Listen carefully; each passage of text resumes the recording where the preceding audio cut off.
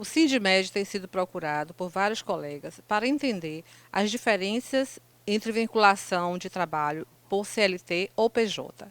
Assim, trouxemos operadores do direito para falar sobre a vinculação CLT e PJ sob os aspectos gerais, tributários, previdenciários e éticos. Muito se fala em deixar a carteira de trabalho para trás e virar PJ, mas poucas pessoas realmente sabem o que muda na rotina de trabalho e na vida financeira quando essa transição é feita. Com a mudança da legislação trabalhista ocorrida em 2017, muitos médicos têm nos procurado para saber qual é a melhor forma de contratação, se é a forma por PJ ou por CLT. Hoje vamos traçar algumas diretrizes que vai permitir ao médico saber a diferença entre PJ e CLT. Bom, em complemento, você tem que pensar, quando você é contratado, que você não está sendo contratado por um momento. Você está fazendo um planejamento de sua vida profissional. E a contratação pela CLT, de imediato você já tem as garantias implícitas na própria lei. Quais seriam? Férias, 13º, FGTS, auxílio gestante e auxílio paternidade, você ter o afastamento, ou promoções, porque a empresa muitas vezes tem um plano de desenvolvimento de cargos e salários para quem é contratado. Quando você é pessoa jurídica, você não vai ser nunca ter isso. E por mais, se você quer aumentar a sua renda futura diante de um ganho que você venha a ter na velhice, daqui a 30 ou 40 anos, você pode se dar o direito de fazer uma previdência privada, que isso lhe garantirá um complemento. Aliás, diga-se de passagem, hoje em dia, até mesmo nas contratações feitas pelo Serviço Público Federal, você fica limitado ao teto da Previdência e complementa com a Previdência privada para que você aumente. Isto é a mesmíssima coisa, se você for bem planejado, você terá todos os direitos esculpidos na CLT. Além do mais, você planejará o seu futuro para a sua aposentadoria dentro de 20, 30, 40 anos de trabalho. Na verdade, a contratação por PJ, ela só faz prejudicar o médico. Ou seja, só quem sai ganhando é a empresa contratada. Por quê? Ela contratando o médico por pessoa jurídica, ela fica isenta de vários impostos. Por outro lado, o médico sai bastante prejudicado. Uma vantagem que eu visualizo como a melhor de todas é o acesso à justiça do trabalho, na qual é uma justiça mais célere de que as demais. E geralmente um processo ele dura em torno de 2 anos com sentença transitada e julgada. Esses aspectos da PJ vão ser discutidos com o Dr. Dante, que vai dar uma visão melhor dos malefícios que a contratação por PJ traz ao médico. O que o médico precisa ter consciência no momento em que ele escolhe a sua contratação por meio de uma pessoa jurídica são essencialmente os riscos a que ele se sujeita.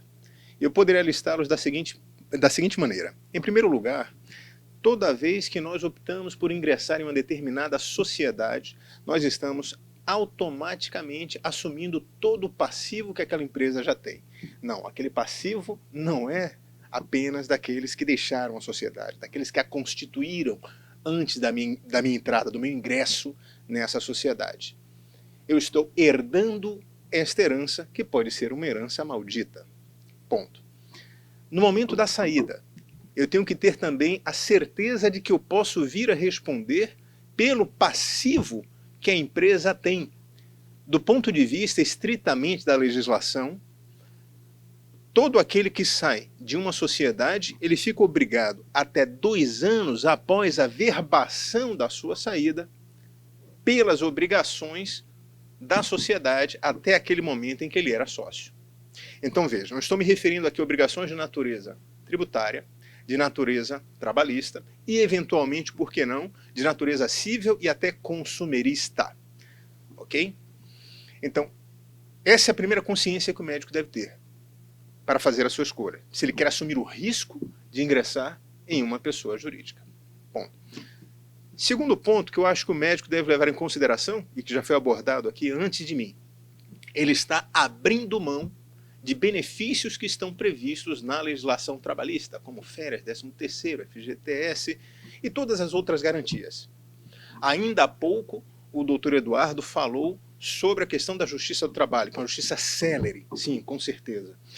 Na justiça do trabalho, um processo dura em torno de 5, 6 anos, o que pode parecer muito tempo para quem quer receber seus honorários médicos. Na justiça comum, isso pode chegar a 8, 10, 12 anos, muito mais. Sem contar que os custos do processo judicial na justiça comum são muito mais elevados do que na justiça do trabalho. Isso também é um fato a ser levado em consideração. E vejam, existe também o ponto da responsabilidade do médico enquanto sócio. O que isso quer dizer? Em primeiro lugar, se o médico ele recebe a sua remuneração, seus honorários, pelo serviço que ele prestou enquanto sócio de uma determinada sociedade da qual ele faz parte, vamos utilizar a expressão que está sendo adotada aqui, de uma PJ da qual ele faz parte, em tese, esses honorários não são dele. Esses honorários são da sociedade da qual ele faz parte. Então, em princípio, ele não pode embolsar esses honorários para si. Esses honorários deverão ser rateados, ao final, entre ele e os seus pares, entre ele e os seus sócios. Até porque, não sendo assim, o que nós estamos falando aqui é de pro labore. E normalmente esses contratos sociais que são feitos de PJs de médicos não levam em consideração essa realidade. Fica essa lacuna que com toda certeza trará problemas na esfera tributária. Já que eu falei em pro labore, o que isso quer dizer? Quer dizer que sobre esses honorários o médico será tributado. Haverá incidência de contribuição previdenciária, logo mais falará com muito mais propriedade do que eu aqui o Dr. Celso a esse respeito. E também haverá incidência do imposto de renda sobre esse pro labore. Não, mas o médico acha que, porque ele faz parte de uma sociedade, tudo aquilo que ele ganha é, na verdade, distribuição de lucros e que por isso ele está isento.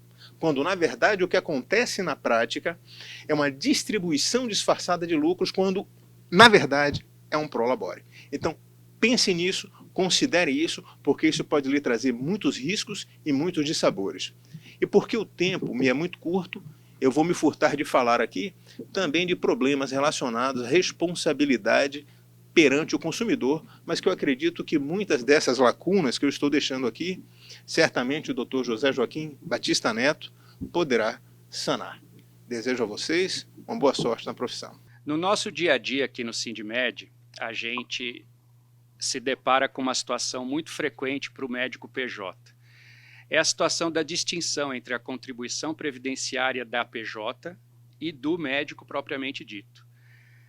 A sua PJ, ela paga um imposto previdenciário, que é um imposto automático, muitas vezes feita a retenção já no pagamento pelo seu contratante. Porém, é fundamental que o médico preste atenção na necessidade dele fazer o pagamento da contribuição previdenciária dele. E tem essa distinção. A PJ paga um imposto, o médico paga a contribuição. A gente gosta aqui de falar para os médicos que o CNPJ paga uma parte e o seu CPF, doutor, paga uma outra parte.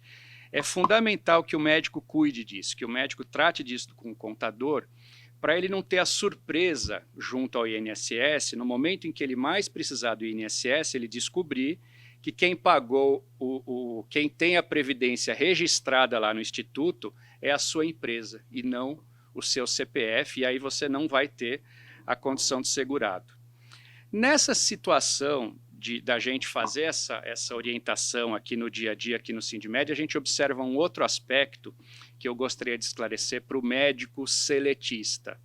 É muito comum o médico trazer para a gente a situação em que não estão registrados em nome dele, lá na Previdência, as contribuições previdenciárias. O empregador faz a retenção, mas não transfere para o deixa eu mudar aqui. O empregador faz a retenção da contribuição previdenciária do funcionário, do médico seletista, e não repassa para o INSS.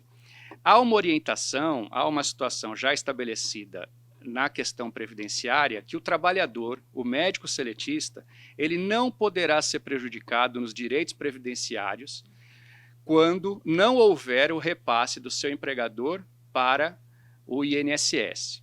O INSS já aceitou essa situação e, de um tempo para cá, deixou de pedir para o contribuinte, para o médico, para o seletista em geral, que ele vá até o empregador solicitar ou pedir que aquele empregador faça o pagamento das contribuições previdenciárias dele.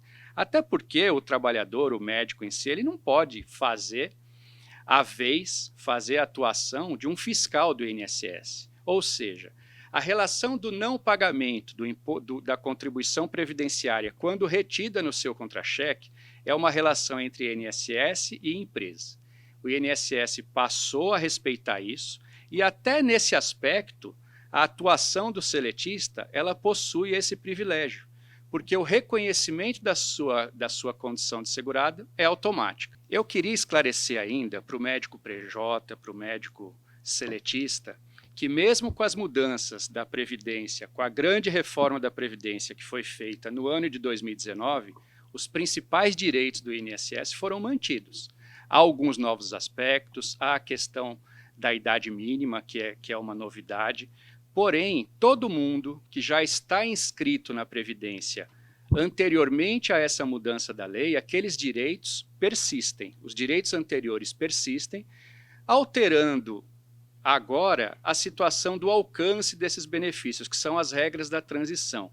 Mas, dito isso, o mais importante é dizer que para o médico que trabalha como PJ, para o médico que trabalha como CLT, para além de você fazer a melhor opção para a sua vida profissional, não esquecer do aspecto previdenciário, porque será fundamental lá na frente, quando você estiver próximo de alcançar o seu direito à sua aposentadoria.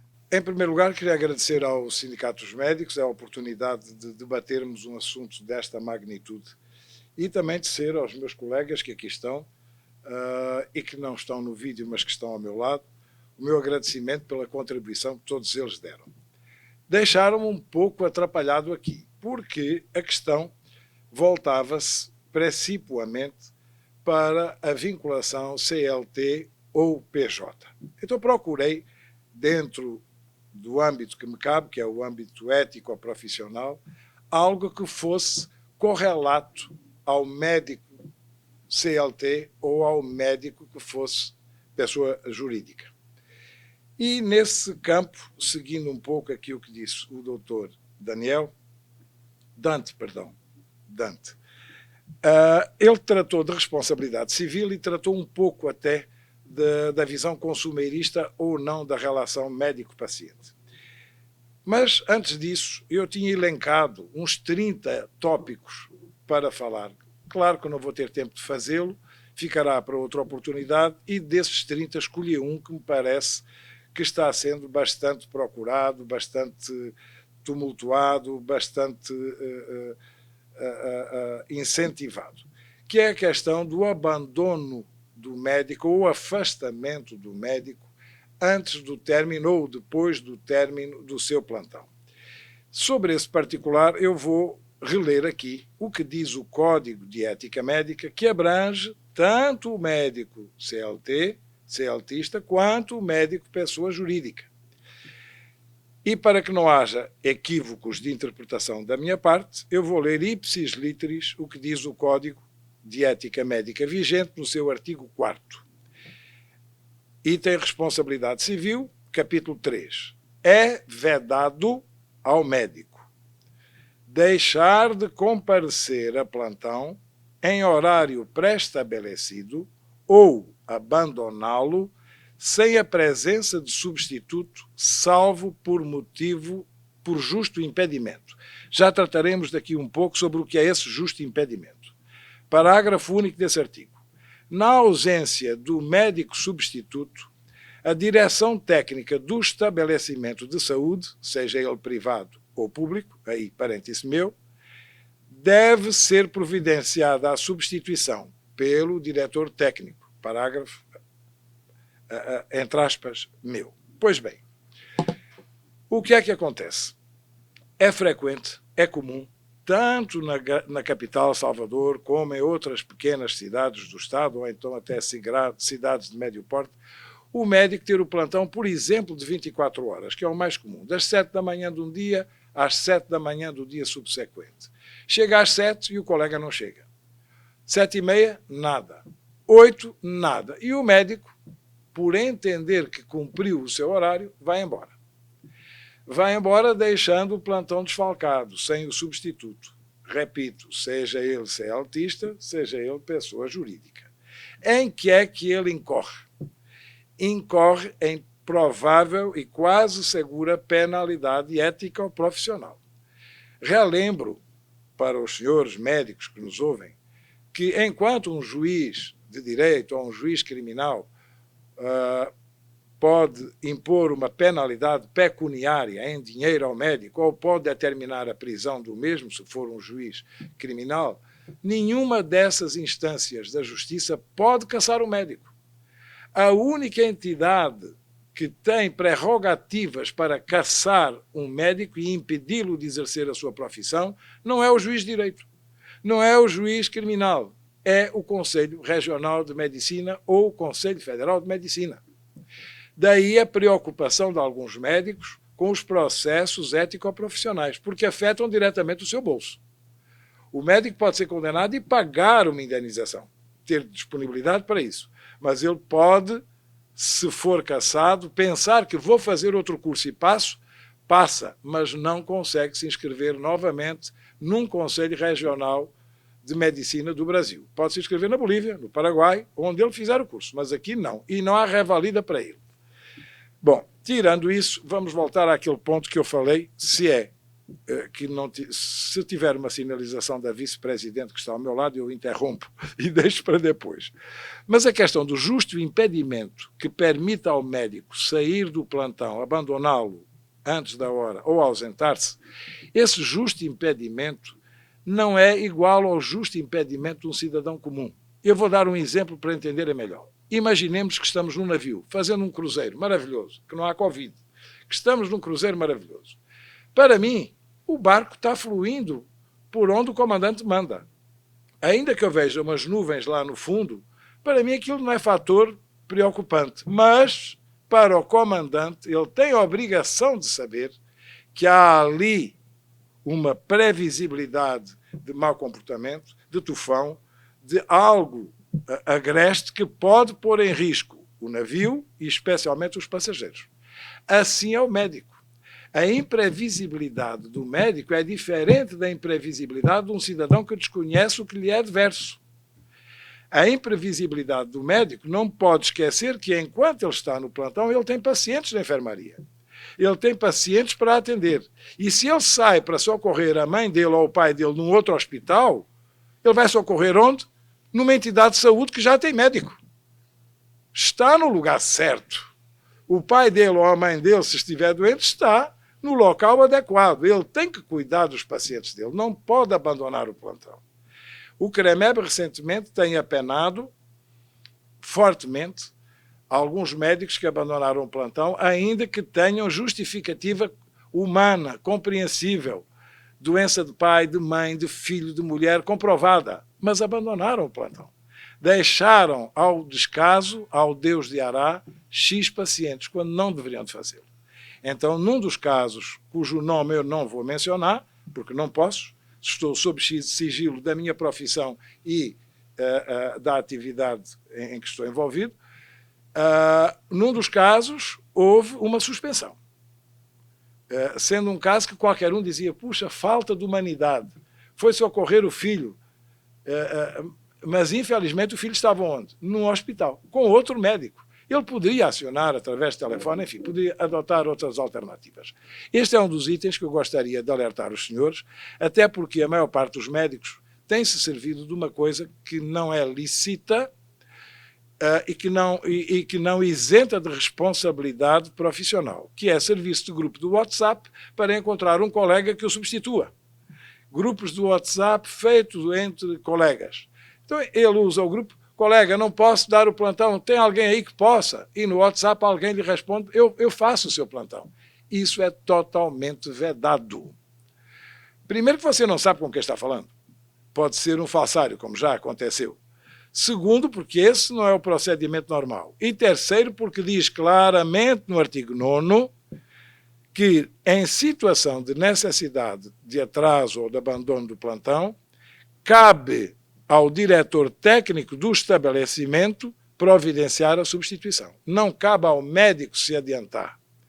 Sobre esse tópico, vamos deixar para uma outra ocasião um item que me parece extremamente relevante, que é uma resolução relativamente nova do CFM, a resolução 2147 de 2016, que trata das atribuições, direitos e deveres do diretor técnico e do diretor clínico. Iremos ver em momento oportuno o que é diretor técnico, o que é diretor clínico e quais são as responsabilidades de cada um, quer seja em relação a médico CLTista, quer seja em relação a médico PJ. As responsabilidades são iguais. Se me permitem, vou ler apenas 4 itens de cada um, para que pelo menos memorizem, que são fundamentais serem recordados. Primeiro, no caso de diretor técnico, a nova regulamentação obriga que o diretor técnico tenha especialidade registrada no Conselho, o que não é cumprido por muitos. A grande maioria dos diretores técnicos são médicos registrados na regional pertinente, mas não têm especialidade. Agora, há exigência da especialidade. Outro detalhe, o diretor técnico só pode exercer essa atuação, essa atividade, esse munus, em 2 unidades de saúde, não em mais do que isso. E agora vou botar os óculos, porque a idade já não me permite ler sem os óculos. Então, sem ofensa ao meu oftalmologista, que não está aqui presente,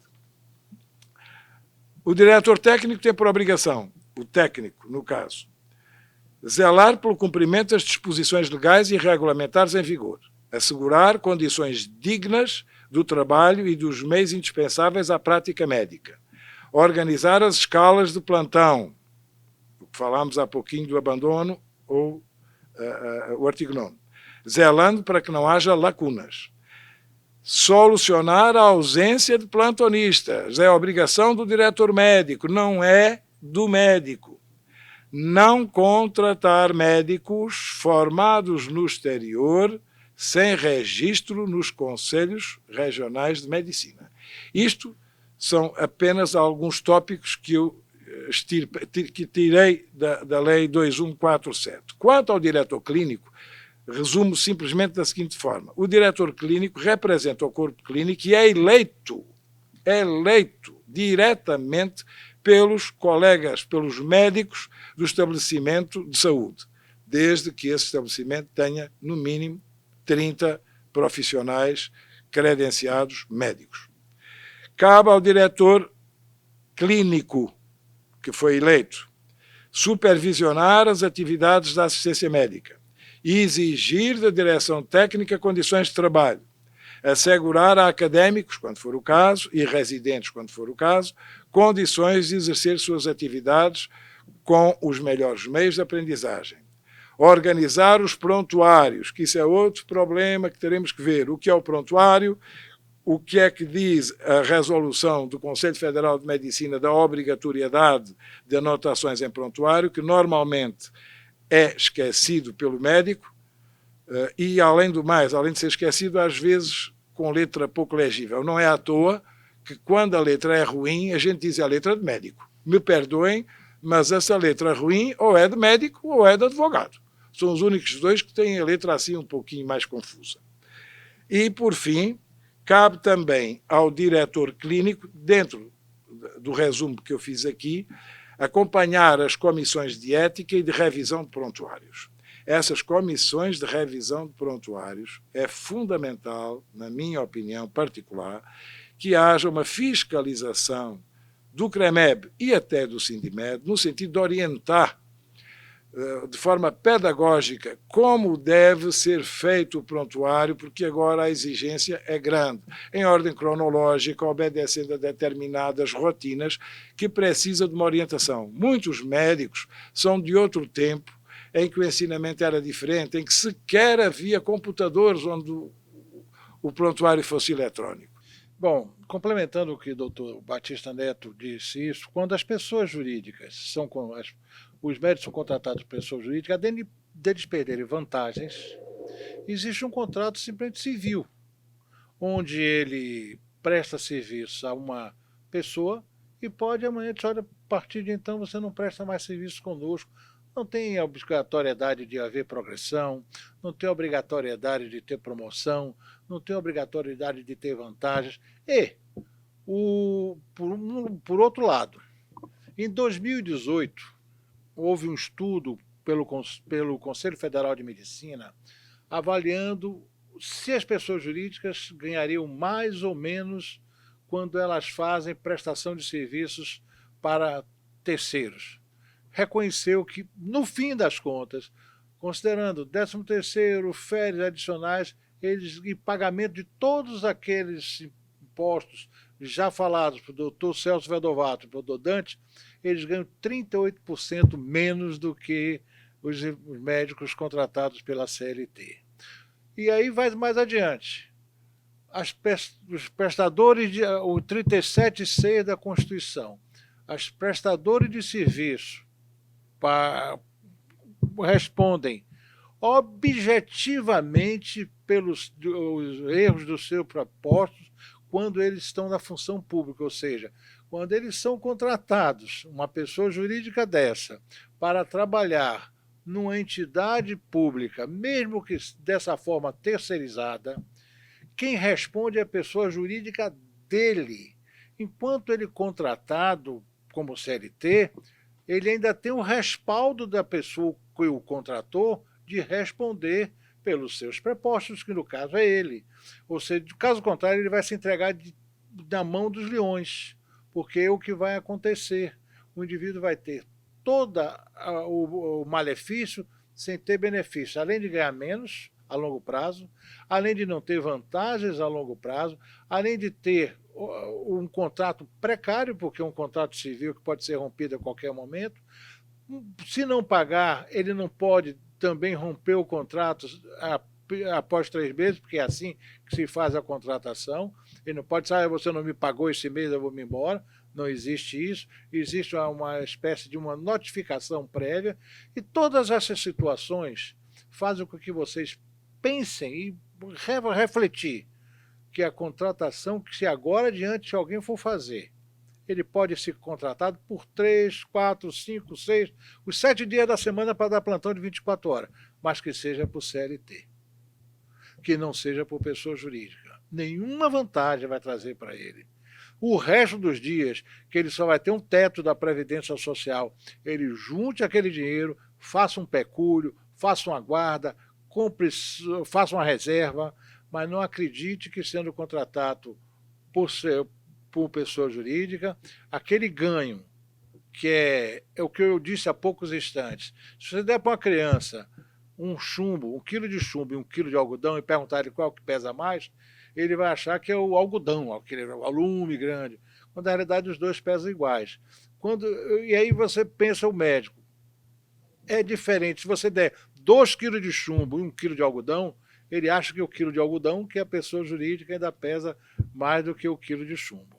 Doutor Dante, eu gostaria que o senhor respondesse como a Receita visualiza as empresas que pagam exclusivamente por distribuição de lucro e não por prolabore. Respondendo aqui a provocação do doutor Eduardo, eu acredito que a dúvida dele recaia sobre essa prática comum de os médicos, em verdade, receberem prolabore e declararem como se fossem divisão de lucros. Né? E o que acontece? Foi aquilo que eu pontuei no início da minha fala. Tá? Isso vai trazer, sem dúvida nenhuma, um problema tributário da maior gravidade. Porque se a Receita Federal identificar que é aquilo que eu chamei de distribuição disfarçada de lucros, quando na verdade é prolabore, a pessoa vai ter que pagar o imposto retroativo de tudo que ela deixou de pagar lá atrás, mais juros, multa e correção. E essa multa, saibam, pode chegar a 150% do valor do imposto principal. Então, é um risco enorme e eu acho até que desnecessário. Tá?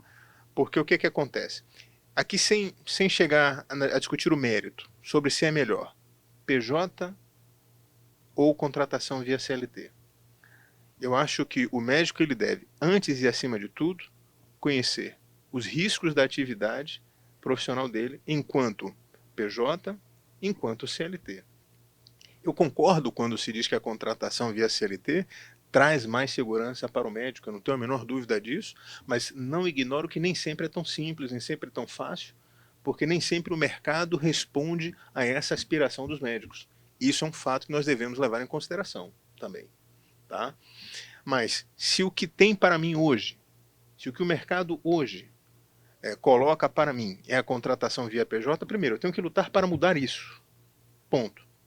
Mas enquanto o jogo estiver sendo jogado assim, eu tenho que ter muito cuidado, muita atenção, para não criar ainda mais problema, porque eu já estou abrindo mão de uma série de benefícios, benefícios previdenciários, benefícios trabalhistas.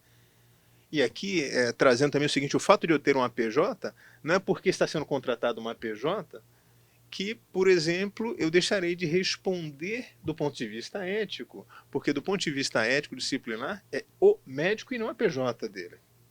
Então, que benefício, no final das contas, eu tenho com essa PJ se, eu já não estou ganhando tanto quanto eu imaginava que eu poderia ganhar, 2, eu tenho uma série de obrigações fiscais com essa contratação via PJ, eu tenho uma série de riscos do ponto de vista societário, do ponto de vista tributário e do ponto de vista de responsabilidade civil. Eu acho que é isso que o médico deve ter em consideração, levar em consideração quando ele optar pela sua forma de contratação. Eu acho que essa é a contribuição, eu espero, Eduardo, que tenha ficado aqui esclarecido esse ponto, mas eu me coloco aqui à disposição de todos vocês. Diante do debate, diante a troca de informações, diante essas considerações dos vínculos seletistas e PJ, eu queria compartilhar com os médicos uma outra situação que a gente também vive aqui no nosso dia a dia, que é com relação ao salário, ao pagamento do seu salário, ao seu dia a dia, à sua subsistência. A gente insiste que salário, que honorários, o salário do CLT, honorários do PJ, é a mesma coisa. Ambos têm caráter alimentar, mas tem uma informação que é interessante, que é a seguinte, em média, a gente observa aqui no nosso dia a dia no sindicato, atrasos com relação a salários seletistas que raramente ultrapassam 15 ou 20 dias, ou seja, o médico deveria receber até o dia 15, até o 5º dia útil do mês, e antes do fim do mês ele recebe. E é importante a gente considerar que em atrasos maiores, nesse vínculo seletista, a gente sempre vai ter a possibilidade de acessar a Justiça do Trabalho, que tem sido muito célere, tem sido rápida nessa resposta, né? Então acaba sendo uma vantagem para o médico seletista. E eu quero passar para vocês que a gente tem observado aqui no sindicato atrasos de até 120 dias nos vínculos PJ. Há situações em que os contratos já prevêem um tempo maior para pagamento, o médico vai ter que emitir a nota, o médico às vezes fica esperando o contratante pedir essa nota, depois que você entrega a nota, você tem mais de 20 dias para receber.